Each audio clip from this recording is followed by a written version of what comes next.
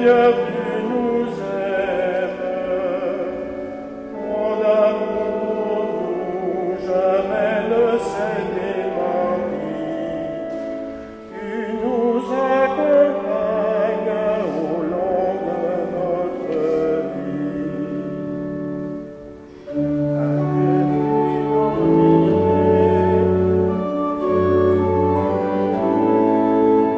Oui, après la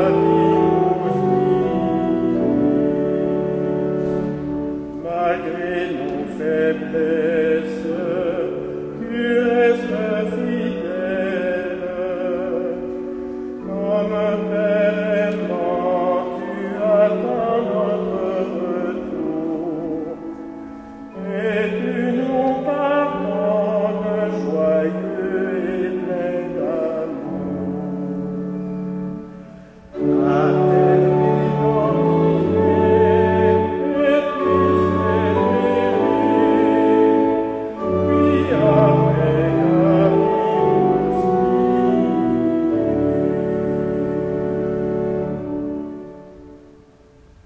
Bonjour, nous sommes rassemblés au nom du Père et du Fils et du Saint-Esprit.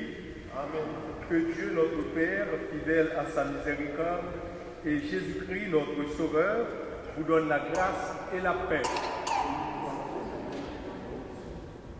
Dieu nous dit, souvent le pape François ne se fatigue jamais de nous pardonner.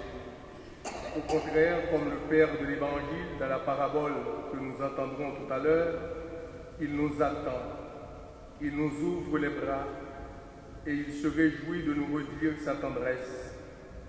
Alors ayons confiance, revenons à lui tel que nous sommes et reconnaissons que nous sommes pécheurs.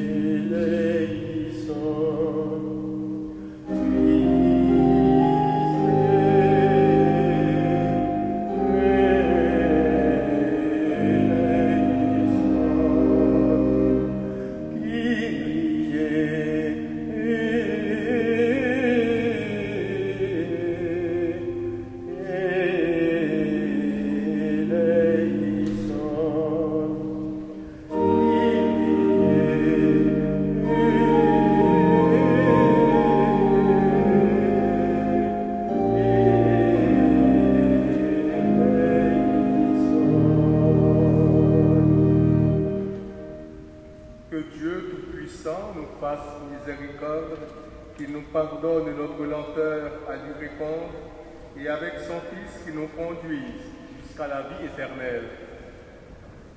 Prions le Seigneur. Dieu de miséricorde, tu ne te résignes jamais à nos éloignements et tu te réjouis infiniment de nos retours. Toi, le Dieu de tendresse, nous te prions. Fais-nous découvrir le bonheur qu'il y a à être aimé de toi et à nous laisser réconcilier avec toi en Jésus, ton Fils bien-aimé, qui est vivant avec toi et le Saint-Esprit, maintenant et pour les siècles des siècles.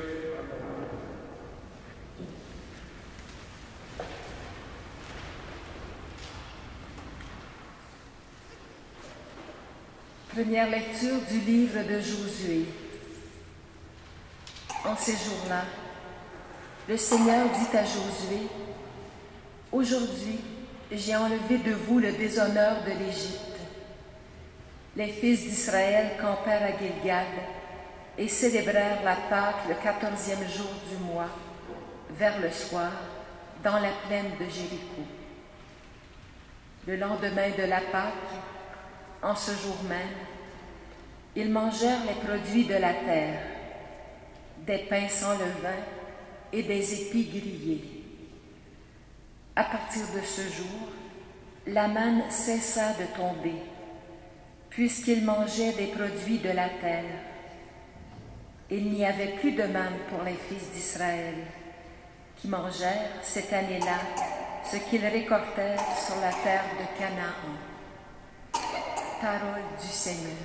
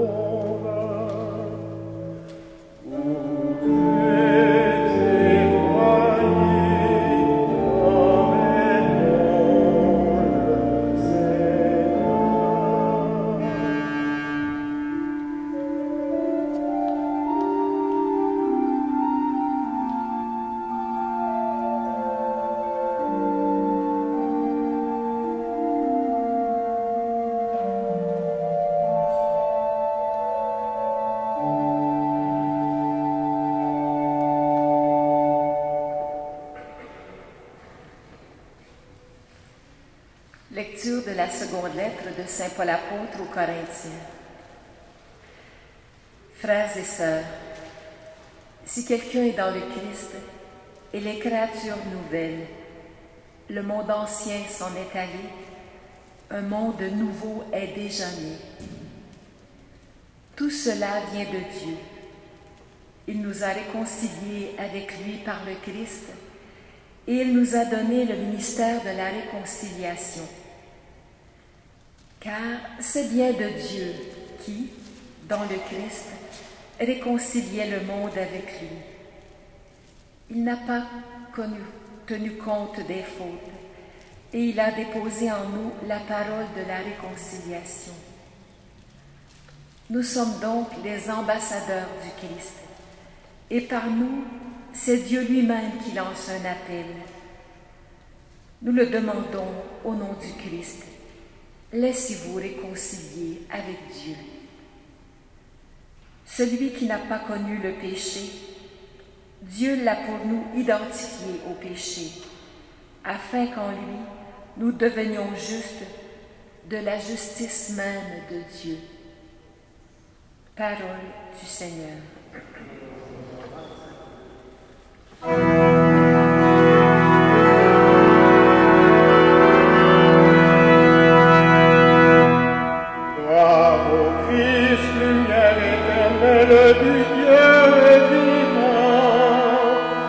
Gloire à toi, Seigneur.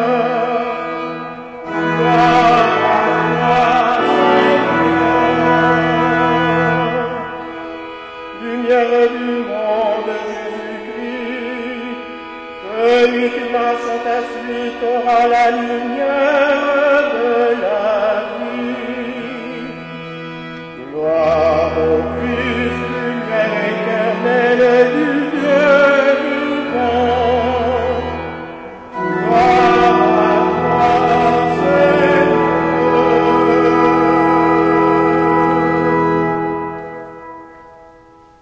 Le Seigneur soit avec vous. Évangile de Jésus-Christ selon saint Luc. En ce temps-là, les publicains et les pécheurs venaient tous à Jésus pour l'écouter. Les pharisiens et les scribes récriminaient contre lui. Cet homme fait bon accueil aux pécheurs et il mange avec eux. Alors Jésus leur dit cette parabole. Un homme avait 2 fils. Le plus jeune dit à son père, « Père, donne-moi la part de fortune qui me revient. » Et le père leur partagea ses biens. Peu de jours après, le plus jeune rassembla tout ce qu'il avait et partit pour un pays lointain où il dilapida sa fortune en menant une vie de désordre. Il avait tout dépensé quand une grande famine survint dans ce pays et il commença à se trouver dans le besoin. Il alla s'engager auprès d'un habitant de ce pays qu'il envoya dans ses champs garder les porcs. Il aurait bien voulu se remplir le ventre avec les gousses que mangeaient les porcs, mais personne ne lui donnait rien. Alors il rentra en lui-même et se dit, « Combien d'ouvriers de mon père ont du pain en abondance, et moi ici je meurs de faim. Je me lèverai, j'irai vers mon père, et je lui dirai, Père, j'ai péché contre le ciel et envers toi. Je ne suis plus digne d'être appelé ton fils. Traite-moi comme l'un de tes ouvriers. » Il se leva et s'en alla vers son père. Comme il était encore loin, son père l'aperçut et fut saisi de compassion. Il courut se jeter à son cou et le couvrit de baisers. Le fils lui dit, « Père, j'ai péché contre le ciel et envers toi. Je ne suis plus digne d'être appelé ton fils. » Mais le père dit à ses serviteurs, « Vite, apportez le plus beau vêtement pour l'habiller. Mettez-lui une bague au doigt et des sandales aux pieds. Allez chercher le veau gras, tuez-le, mangeons et festoyons. Car mon fils que voilà était mort et il est revenu à la vie. Il était perdu et il est retrouvé. » Et ils commencèrent à festoyer. Or, le fils aîné était au champ. Quand il revint et fut près de la maison, il entendit la musique et les danses. Appelant un des serviteurs, il s'informa de ce qui se passait. Celui-ci répondit, « Ton frère est arrivé et ton père a tué le veau gras parce qu'il a retrouvé ton frère en bonne santé. » Alors le fils aîné se mit en colère et il refusait d'entrer. Son père sortit le supplier. Mais il répliqua à son père, « Il y a tant d'années que je suis à ton service sans avoir jamais transgressé tes ordres et jamais tu ne m'as donné un chevreau pour festoyer avec mes amis. Mais quand ton fils que voilà est revenu après avoir dévoré ton bien avec des prostituées, tu as fait tuer pour lui le veau gras. » Le père répondit, « Toi, mon enfant, tu es toujours avec moi, et tout ce qui est à moi est à toi. » Il fallait festoyer et se réjouir, car ton frère que voilà était mort, et il est revenu à la vie. Il était perdu, et il est retrouvé. Acclamons la parole de Dieu.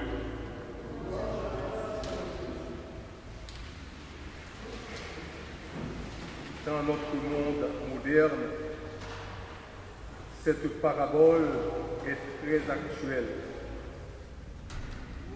et elle retient notre attention pour voir comment un jeune peut se tromper, comment nous tous, chrétiens, comment nous tous, êtres humains, nous pouvons nous tromper. Et justement, cette parabole reflète la réalité actuelle. C'est tous les jours que nous tombons. C'est tous les jours que nous transgressons des lois de Dieu. Et pourtant, le Seigneur, il est tendre, miséricordieux, il nous tend la main pour nous relever. Aujourd'hui, il y a des milliers de jeunes et de moins jeunes qui, depuis quelques années, se sont éloignés de l'Église, de leurs parents, afin justement de pouvoir affirmer leur autonomie et exercer leur liberté sans limite et sans entrave. Ils ont pris leur part d'héritage et sont partis loin de la famille, loin de la communauté chrétienne. Lorsque le jeune fils, le fils cadet, demande sa part d'héritage, il ne veut pas seulement une large somme d'argent. C'est vrai qu'il est question ici d'argent, de biens matériels, de fortune. Et quand il dit à son père qu'il veut sa part d'héritage, on dirait qu'il considère déjà son père comme mort. C'est pourquoi il veut l'héritage auquel il a droit après le décès de son père. Combien de chrétiens vivent aujourd'hui comme si Dieu était mort? Cette attitude les incite à obtenir tout ce qu'ils peuvent de la vie, car pour eux, il n'y a rien d'autre, le matériel. Et il est vrai que ceux qui quittent la maison paternelle n'agissent pas tous de façon aussi drastique. Mais la majorité sont trop occupés pour les affaires de l'Église ou bien pour les affaires de Dieu, pour garder un temps pour Dieu, pour la communauté chrétienne. Ils ont d'autres préoccupations. Ils n'ont pas de temps pour l'Église. Ils n'ont pas de temps pour Dieu. Mais il y a une question. Comment vivre loin de la famille? Comment vivre loin du Père?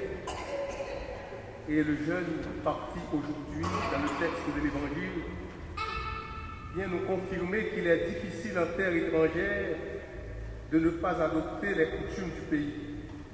Il existe plein d'idoles et graduellement l'image de Dieu s'estompe et disparaît. Et dans des situations pareilles, nous risquons de nous rendre esclaves de ces idoles.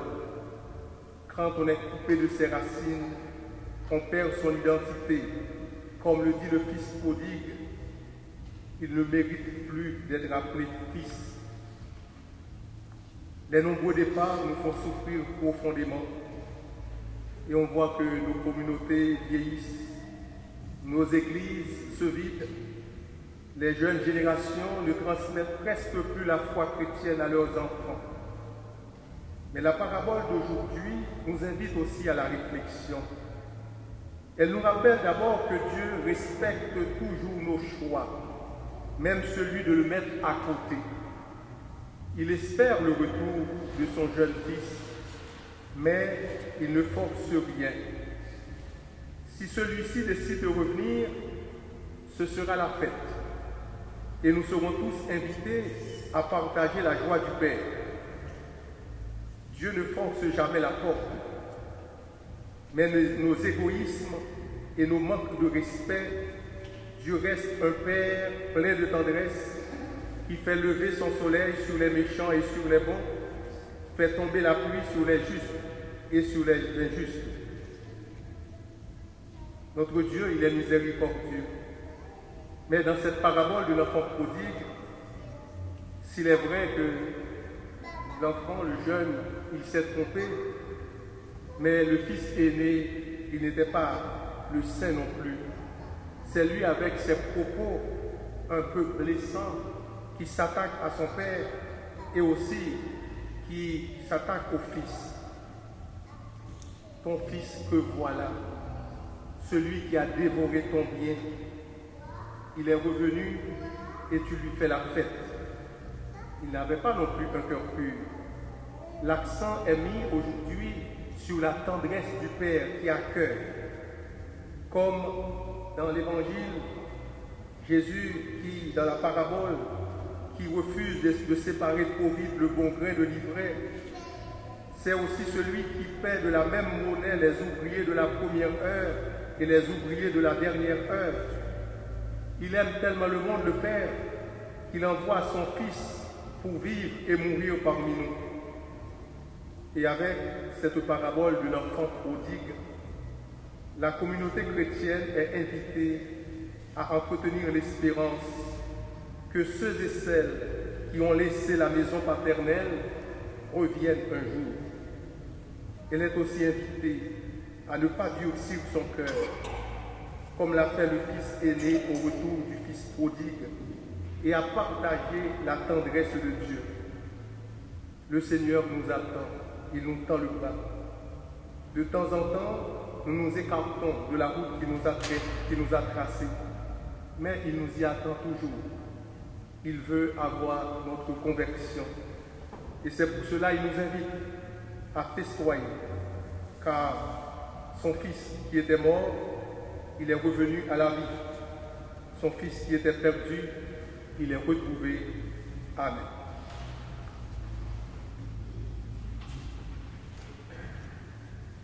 Si vous voulez bien vous mettre debout, nous allons confesser ensemble notre foi. Je crois en Dieu, le Père Tout-Puissant, Créateur du ciel et de la terre, et en Jésus-Christ, son Fils unique, notre Seigneur, qui a été conçu du Saint-Esprit, est né de la Vierge Marie, a souffert sous Ponce Pilate, a été crucifié, est mort et a été enseveli, est descendu aux enfers, le troisième jour est ressuscité des morts, est monté aux cieux, est assis à la droite de Dieu le Père Tout-Puissant, d'où il viendra juger les vivants et les morts. Je crois en l'Esprit Saint, à la Sainte Église catholique, à la communion des saints, à la rémission des péchés, à la résurrection de la chair, à la vie éternelle. Amen. En ce dimanche où le Père, tendre et miséricordieux, accueille à bras ouverts chacun de ses enfants, que notre prière pour tous les humains soit confiante et joyeuse. Pour que les représentants des religions travaillent ensemble au service du bien commun et à la réconciliation entre les diverses communautés humaines, Seigneur notre Dieu, nous te prions.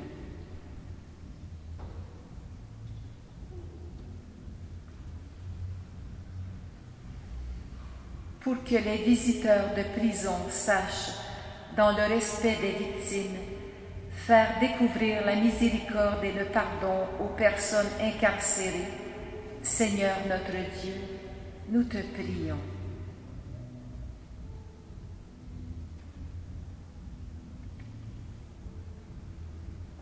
Pour les familles osant le pardon, pour tous ceux et celles qui se croient exclus de la miséricorde, Seigneur notre Dieu, nous te prions.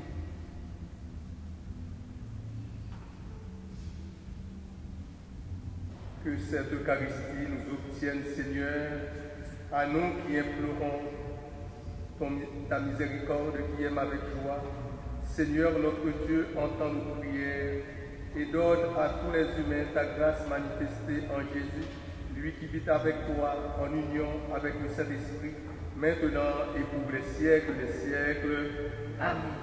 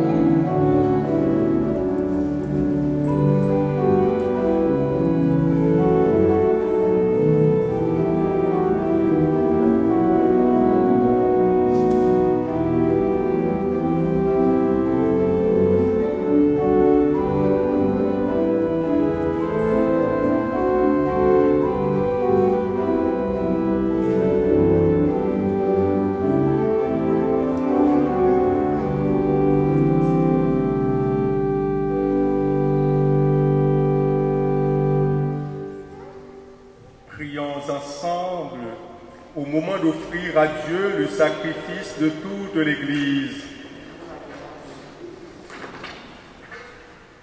Seigneur, nous te présentons dans la joie l'Eucharistie qui assure la guérison éternelle et nous te prions humblement.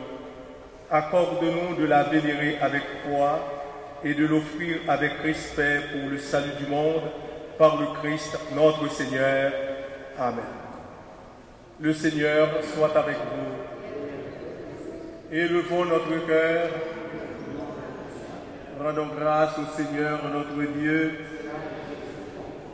Vraiment, il est juste et bon pour ta gloire et notre salut de t'offrir notre action de grâce toujours et en tout lieu.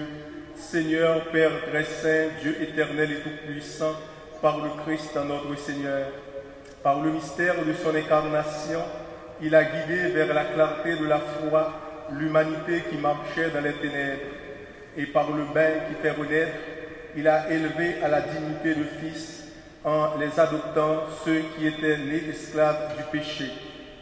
C'est pourquoi le ciel et la terre t'adorent, et ils te chantent le cantique nouveau. Et nous-mêmes, unissant notre voix à celle des anges, nous t'acclamons.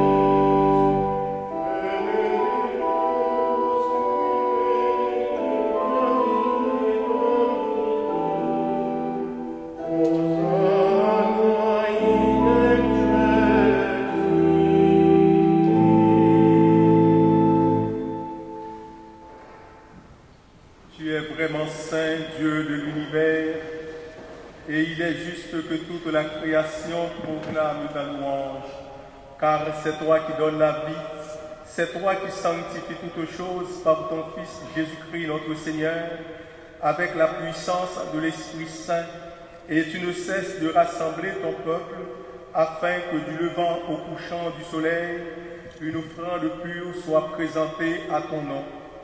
C'est pourquoi nous voici rassemblés devant toi, Dieu notre Père, et dans la communion de toute l'Église, nous célébrons le jour où le Christ est ressuscité d'entre les morts. Par lui que tu as élevé à ta droite, nous te supplions de consacrer toi-même les offrandes que nous apportons. Sanctifie-les par ton esprit pour qu'elles deviennent le corps et le sang de ton Fils Jésus-Christ notre Seigneur, qui nous a dit de célébrer ce mystère. La nuit même où il fut livré, il prit le pain. En te rendant grâce, il dit la bénédiction. Il rompit le pain et le donna à ses disciples en disant: prenez et mangez-en tous. Ceci est mon corps livré pour vous.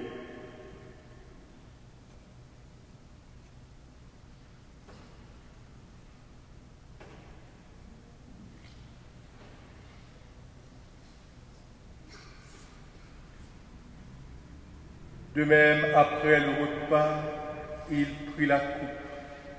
En te rendant grâce, il dit la bénédiction et donna la coupe à ses disciples en disant: prenez et buvez-en tous, car ceci est la coupe de mon sang, le sang de l'alliance nouvelle et éternelle, qui sera versé pour vous et pour la multitude en rémission des péchés.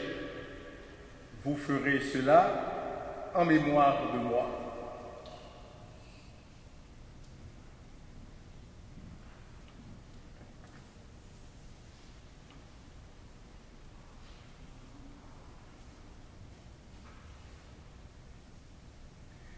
Il est grand le mystère de la foi.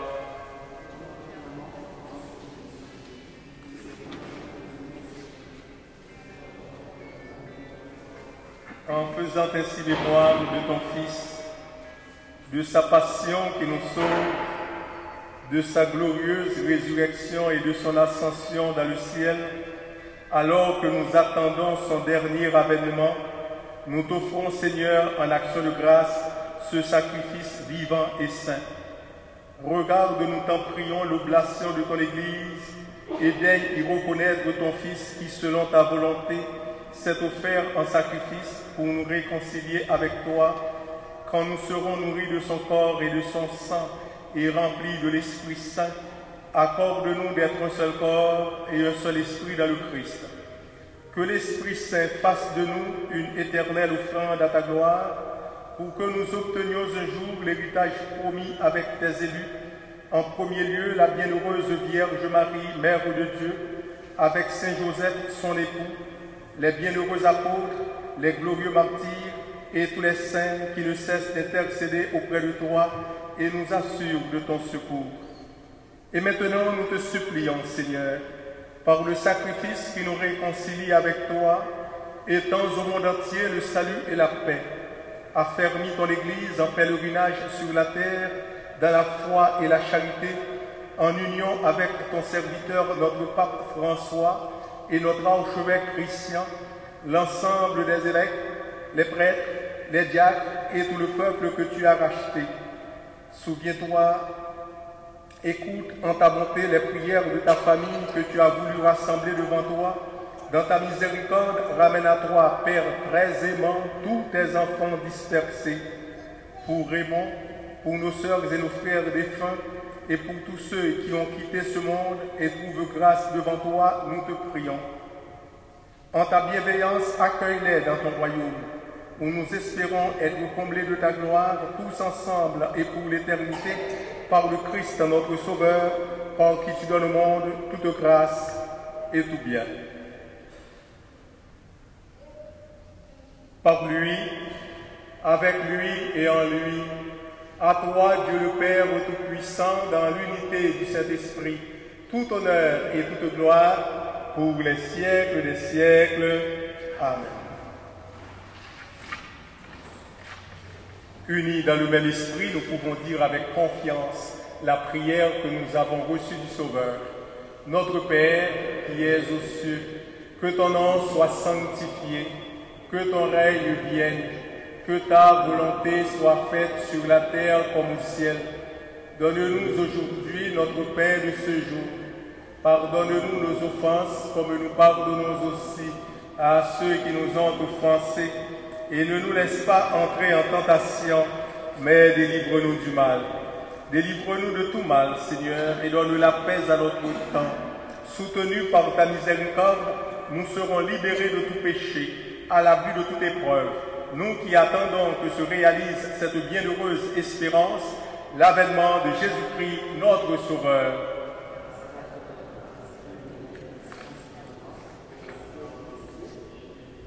Seigneur Jésus-Christ, tu as dit à tes apôtres, je vous laisse la paix, je vous donne ma paix.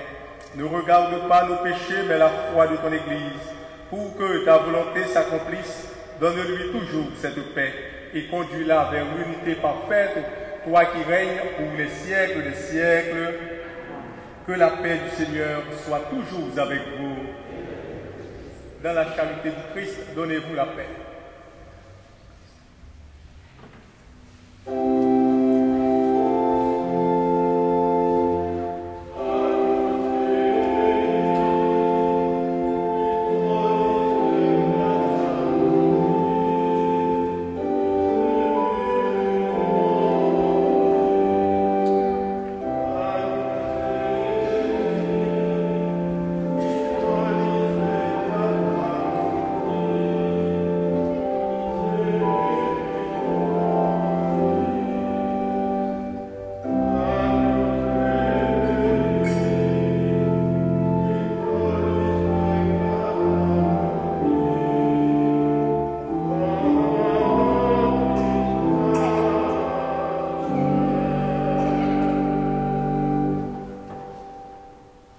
Voici l'agneau de Dieu, voici celui qui enlève les péchés du monde. Heureux les invités au repas des noces de l'agneau. Seigneur, je ne suis pas digne de te recevoir, mais dis seulement une parole et je serai guéri. Que le corps du Christ vous garde pour la vie éternelle.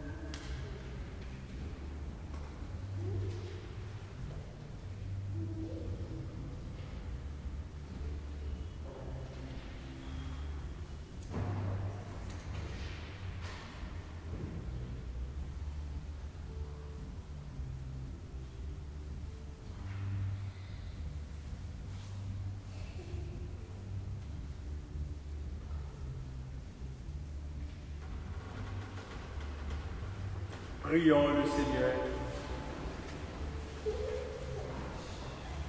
Dieu qui éclaire tout homme et toute femme venant dans ce monde, illumine nos cœurs par la clarté de ta grâce, afin que toutes nos pensées soient dignes de toi et notre amour de plus en plus sincère.